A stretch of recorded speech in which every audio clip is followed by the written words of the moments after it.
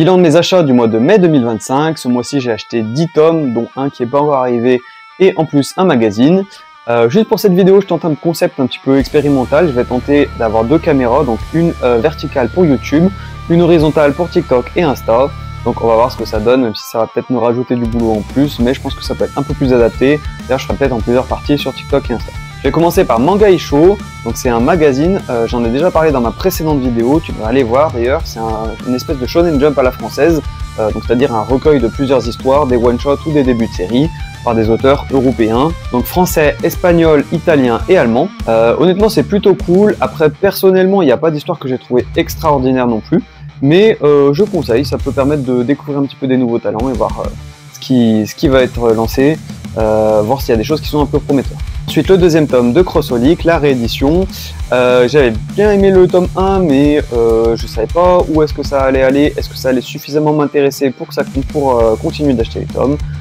Donc c'est parce que ça partait plus sur des histoires d'exorcisme, contrairement à moi qui avait lu Tsubasa Reservoir Chronicles avant et qui n'était pas du tout dans la même veine. Finalement ça m'intéresse bien, je pense que je vais continuer encore d'acheter quelques tomes, on verra, je te dirai mon avis au fur et à mesure. Mais en tout cas très sympa, je vais aussi acheter Tokyo Babylon qui va sortir, il me semble que c'est en juillet si je dis pas de bêtises, qui est aussi dans le même univers de Clamp et ça a l'air vachement cool.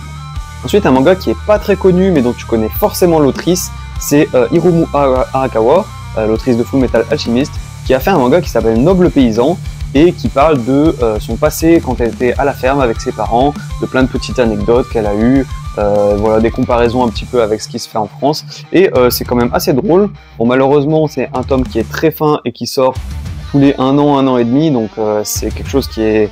on peut avoir pas mal d'attentes quand on lit ça, c'est un peu dommage, mais de temps en temps c'est sympa, à la limite tu peux acheter les 5, te les lire dans l'après-midi, et c'est bien marrant. Ensuite j'ai acheté les Berserk jusqu'au tome 13, jusqu'à la fameuse Eclipse, donc j'ai toujours pas pris le temps de les lire, ça doit faire au moins 3-4 bilans lecture que je t'en parle, j'avais dit que je les lirais tous d'un coup. Là malheureusement je suis sur les Tsubasa Reservoir Chronicles, donc je suis encore en train de tout me rattraper, et une fois que j'aurai tout lu, là je passerai au Berserk et je pourrai enfin kiffer. J'ai pas tant d'attente que ça parce que j'ai déjà vu les films, donc je connaissais déjà l'histoire, mais j'espère que en plus avec le dessin donc de Kentaro Miura, paix à son âme qui est décédé l'année dernière, que je vais encore plus kiffer l'histoire que je connaissais déjà.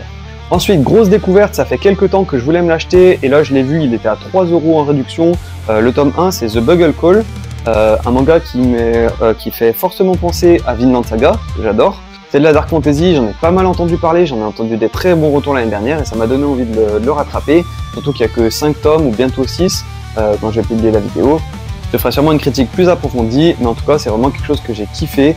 Le héros a un pouvoir qui permet de matérialiser les sons, si tu veux, de rendre visible le son, et grâce à ça, sur le champ de bataille, il joue du clairon, ce qui permet de faire des stratégies.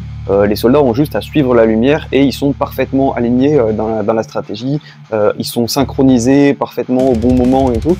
Le schéma est un poil classique dans le sens où c'est un héros qui va rejoindre un groupe de personnes qui ont le même pouvoir que lui, qui vont devoir se battre contre une autre nation, etc. Et il y a quand même un gros cliffhanger que je ne m'attendais pas du tout à la fin du tome 1, donc ça donne vraiment envie de le lire et logiquement le mois prochain je continuerai de les acheter. Ah oui, je voulais aussi te parler du manga que j'ai acheté mais que j'ai pas pu recevoir, c'est La fin du monde à tes côtés. Donc du coup de ce que j'ai compris c'est 4 petites histoires dans un one shot qui vont parler de personnes qui vont survivre à la fin du monde. De ce que j'ai compris il y aurait aussi une histoire d'amour avec un couple de lesbiennes. Après j'ai pas trop regardé non plus pour pas trop me spoiler vu que c'est un one shot, faudrait pas que ça me gâche trop la surprise. Mais du coup je t'en parlerai le mois prochain et j'étais un peu dégoûté parce que je l'ai commandé à la Fnac et ils ont eu un report de livraison, donc du coup j'ai pas pu l'avoir pour ce mois. Voilà pour le petit manga que j'ai acheté et qui n'est pas encore arrivé. Enfin, et ce sera mon dernier manga de ce mois, les Shangri-La Frontière, tomes 15 et 16. J'ai rattrapé celui que j'avais pas acheté il y a 2 mois, comme ça j'ai pu lire les deux d'un coup. Attention au spoil si jamais on a dépassé l'animé. Donc au cas où tu peux quitter la vidéo maintenant si jamais tu veux pas te spoiler. On est toujours sur le tournoi de e-sport avec des combats assez intenses, avec des retournements de situation. Donc avec la championne américaine qui se bat contre notre Sunraku qui est pas un joueur pro mais quasiment, qui cherche désespérément à gagner du temps, le temps que son ami qui est vraiment le joueur numéro 1 du Japon revienne de son autre compétition pour pouvoir faire la suite. Et Sunraku il est vraiment incroyable, il va s'enflammer, il va réussir à décrocher des victoires contre la fameuse championne américaine, mais il va quand même y avoir un petit retournement de situation, je te laisse la surprise au cas où. En tout cas, moi, Shangri-La Frontière, c'est le shonen, le dernier shonen que je recommande vraiment, que j'ai vraiment accroché. J'ai eu un peu de mal avec les shonen ces derniers temps, dans le sens où c'était un peu toujours la même chose. Là, le fait que ce soit vraiment quelque chose de crédible, un peu parodique, avec de l'humour, de la bonne baston, du dessin qui est vraiment incroyable, c'est vraiment quelque chose que je te recommande à fond.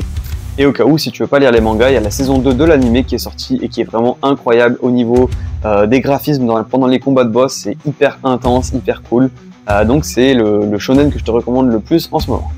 Si tu as suivi jusque-là, oublie pas de t'abonner si c'est toujours pas le cas, parce que vous êtes encore beaucoup à regarder sans vous abonner. Comme toujours, laissez le petit like, le partage avec les amis, un petit commentaire, ça fait super plaisir. Et je t'invite à aller voir une de mes autres vidéos. Ciao!